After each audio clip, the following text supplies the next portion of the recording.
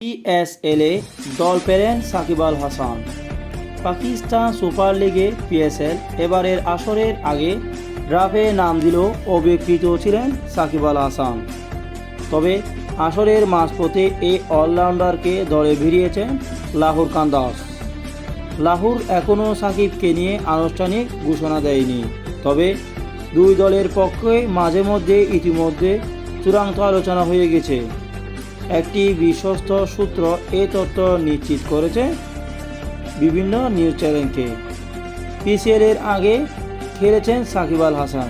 2016 সালে করাচি কিংসের হয়ে অভিষেক হয় তার। এছাড়া পেশায় জালমি ও লাহোর কান্দাসের হয়েও খেলেছেন এই অলরাউন্ডার। পিএসএল মোট 14 ম্যাচ খেলেছেন সাকিব আল হাসান। ব্যাট হাতে 181 রান করেছেন 16.36 গড়ে এবং 107.14 স্ট্রাইক রেটে। সেই সঙ্গে বল হাতে 8 উইকেট নিয়েছেন 7.39 ইকোনমিতে। ভারতের সঙ্গে পাকিস্তানের সাময়িক সংঘাত আনুষ্ঠানিক বন্ধ হয়ে যাওয়া আবারও 17 মে থেকে মাঠে গড়াবে পিএসএলের বাকি অংশ।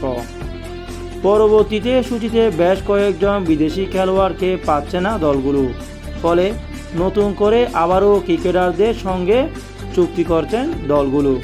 এরই ফলে দলে ভিড়তে পারেন বাংলাদেশের সাবেক অধিনায়ক এবং বিশ্বসেরা সাবেক অলরাউন্ডার সাকিব আল হাসান। সাকিব আল হাসানের নামে আগে এবারের মাঝপথে তাকে দলে ভিড়াতে পারেন লাহোর কান্দাস। লাহোর কান্দাস এখনও আনুষ্ঠানিক চুক্তি না করলেও সাকিব আল হাসানের সঙ্গে ইতিমধ্যে তারা সম্পূর্ণ এবং চূড়ান্ত একটি আলোচনা করে ফেলেছে।